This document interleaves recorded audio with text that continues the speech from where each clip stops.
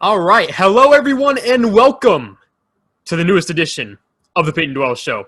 I'm Peyton Doyle, host of the Peyton Doyle Show. Hope you all are having a wonderful day today. Now, let me quickly point out the obvious. No, I am not in the normal Peyton Doyle studio today.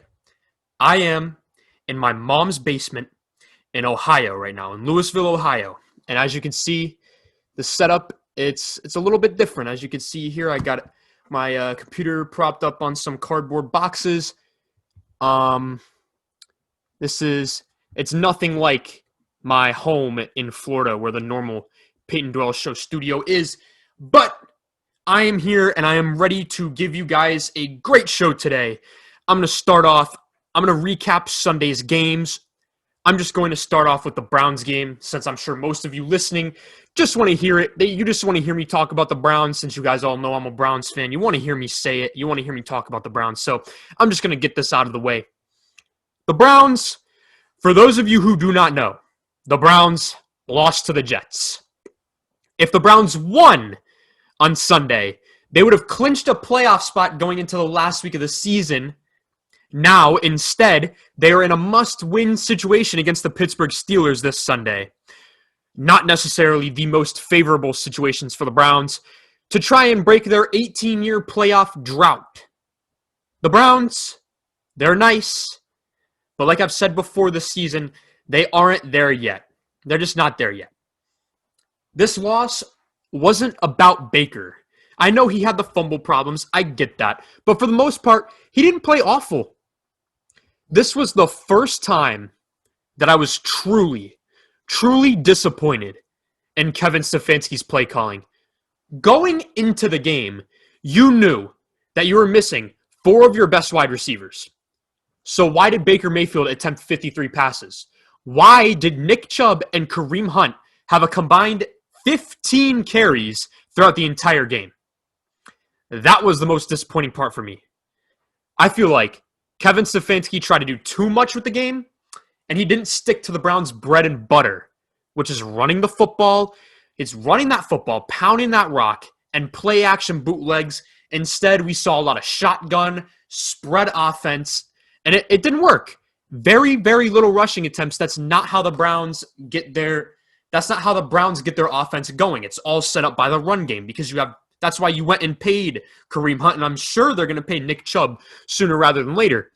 Now, however, I don't want to be the guy that comes up with excuses, but the Browns had 4 of their best wide receivers missing because of COVID. And on top of all of that, 2 new starters on the offensive line, and they were missing B.J. Goodson at linebacker. He's the play caller on that defense. They held a walkthrough in the parking garage before the game because their plane arrived late in New York. I mean, it was just a whole mess of a week. And a lot of things went wrong for the Browns. The Jets actually did have the more talented wide receivers on Sunday against the Browns, which is absurd. It's absurd to say that, but it was true. Jamison Crowder was the best wide receiver on the field on Sunday. No doubt about it.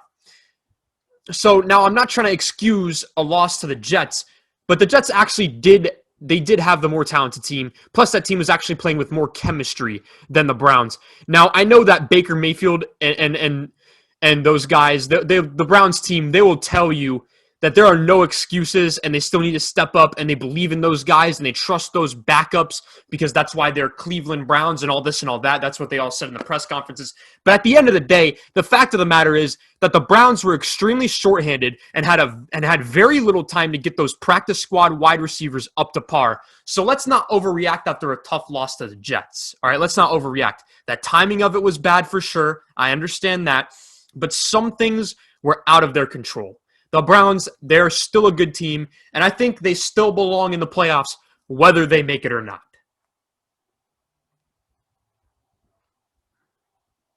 Now, let's get into another overreaction.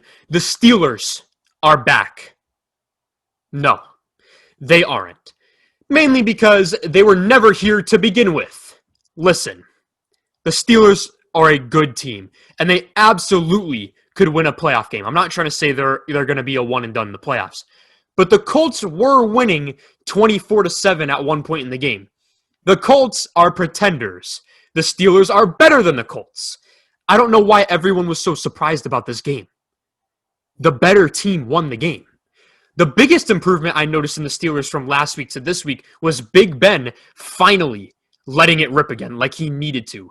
That's the main difference in the second half of that game was Big Ben playing aggressive again. And they were using Claypool and Juju as vertical threats, and Ben just let it rip, and it was working. And that's the big reason why they ended up coming back and winning that game against the Colts. Now, the big question is, can they keep it up? Can Big Ben keep up this level of play? Because it's obvious that Father Time has caught up to him a little bit. Another thing the Steelers have going for them is they finally got their act together. Mainly with Juju Smith-Schuster and his TikToks and his signature dancing on the opposing team's logos before the games. I'm sure some of you guys have seen that. If you don't think that this didn't affect the team, then you're wrong. Mike Tomlin absolutely did the right thing, talking to Juju and asking him to stop dancing before the games. It shows that, one, Mike Tomlin is in control of this team, and they do respect him as a leader. And two, the Steelers need to be about the work rather than about the show. Dancing on the other team's logo before the game is disrespectful, and it shows a loser's mentality. It shows the mentality that you believe the work has already been done, that the game is over before it starts. Now, this week's TikTok from Juju, it was awesome. They all danced in the locker room after winning a big game against the Colts and clinched the AFC North title for Pittsburgh. It was awesome. I mean, look at that. I mean, there's nothing wrong with that. That's a winner's mentality. Focus before the game, celebrate after. Also, notice how in this TikTok right here, Juju's teammates were in on it as well. When he was dancing on the logos, he was alone. Yes, this type of stuff really makes a difference in how a team plays and how a team is united. All right, something needs to be said about the Kansas City Chiefs. Am I worried about the Chiefs? No, absolutely not. I am not worried about them. In fact, I still think they will go back to back this year and win the Super Bowl again. But I do not think they are playing like the best team in the NFL anymore. I think the Buffalo Bills are currently playing like the best team in the league. The Chiefs' last 7 games were decided by only one possession, while the Bills have been stomping their opponents. In the Bills' last 5 games, the Buffalo Bills have won by a total of 89 points. In the Chiefs' last 5 games, they've won by a combined total of 21 points. And I know, people will say this is an overreaction because the Bills just beat the Patriots who have nothing to play for and all this and all that and all that, right? Well, the Chiefs just beat the Falcons by the skin of their teeth, who are a complete mess right now. And the Falcons have been a complete mess for the past few years after they lost the Super Bowl. So I understand the point. And they also played the Broncos. They both played the Broncos. The Chiefs won by 6, and I'm pretty sure the Bills won by 29 points. Now, I'm not saying that this is the end of the world for the Chiefs at all. Like I said, I think they will win the Super Bowl still. But they have to start playing harder, and they can't keep letting their opponents back in games. That's a bad habit to get into, and it's something that might happen when you're this good. The Bills are hungry. They're out to prove something this season. And it goes to show. They're playing all gas, no brakes. Whereas the Chiefs look like they're comfortable. And that's never good. That's how upsets happen. So they need to get that together come playoff time. You know who else is playing pretty hungry right now? The Baltimore Ravens. It looks like the Ravens are going to go make the playoffs. And that's exactly what every AFC team should have feared all along. The Ravens are dark horses to win the Super Bowl, in my opinion. I bet every team in the AFC looked at the AFC playoff picture and noticed that the Ravens were in it and they just rolled their eyes. Because they know they are going to be a tough out. Lamar Jackson is playing with a chip on his shoulder again. It took the Ravens a little bit to find their stride again, but the Ravens look really, really scary. A lot of people would make the argument that the Ravens offense is not good enough. They're top 8 in total points scored this year. And they have the best rushing offense in the NFL. Lamar has also been playing lights out these last 4 weeks. He has 12 total touchdowns and over 1,000 total yards in the last 4 games. The Ravens, they look really scary. In my opinion, they are currently the 3rd best team in the AFC behind the Chiefs and the Bills. The Ravens are well coached. They run the ball well. They have a unique weapon and a great leader at quarterback. That's another thing about Lamar that doesn't get talked about a lot. He's a tremendous leader. His team loves him, and they all have 100% faith in him. There was a play a few weeks ago in an intense game against the Browns where John Harbaugh, the head coach of the Ravens, called a timeout before the snap, and you could tell in the moment Lamar was a little frustrated because he liked what he saw and wanted to run the play. The next second, the camera cuts to Lamar smiling and hugging Harbaugh on the sideline. That's a QB that trusts his coach and is a good leader. After the game, his teammates were hugging him, and they just all look like they love Lamar in Baltimore. Like big trust. Last year, you see it this year. They've been rallying behind him ever since he came back from COVID. I cannot believe I'm saying this because I was very, very down on the Ravens. Don't sleep on the Ravens. Don't do it. They're rallying behind a great leader in Lamar Jackson, electrifying playmaker, and they are heating up at the right time, and it looks like they're gaining momentum at the perfect time to try and make a Super Bowl run. Now, in other news, Cam Newton is washed. Much like I said weeks ago, Cam simply doesn't have it anymore. Cam played 3 full quarters last night and only managed to throw for 34 yards. He was eventually replaced by his backup, Jarrett Stidham. Cam is incredibly washed. He is beyond washed. I don't think that I would sign Cam Newton even as a backup, just because of the amount of attention he would get as a backup quarterback. It's a shame because Cam, he really used to be a great quarterback in this league.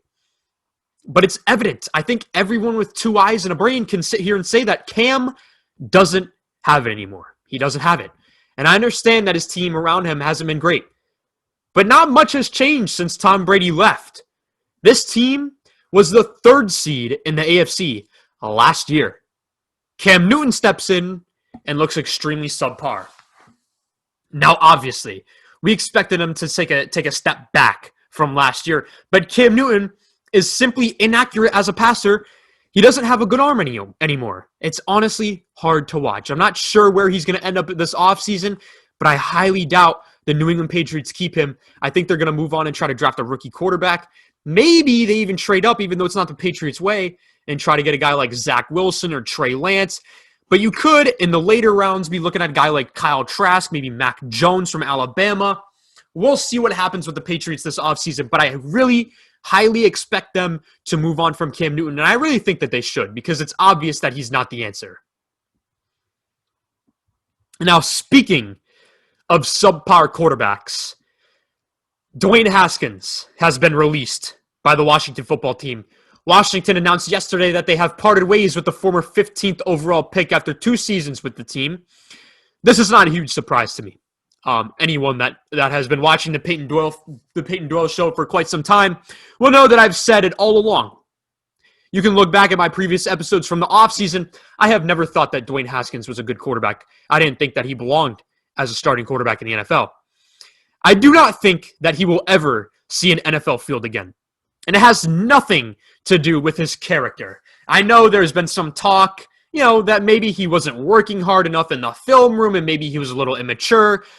And I know there was an incident last week with him at a club without a mask, potentially risking his teammates by contracting COVID and spreading it to them. I understand that probably has something to do with the reason why he was released. But I'm not even going to talk about that because I don't know Dwayne Haskins. And I'm pretty sure that none of you know Dwayne Haskins. Unless you do. And if you do, please let me know. Try to get me in contact with him. I'd love to try and have Dwayne Haskins on the show and talk to him.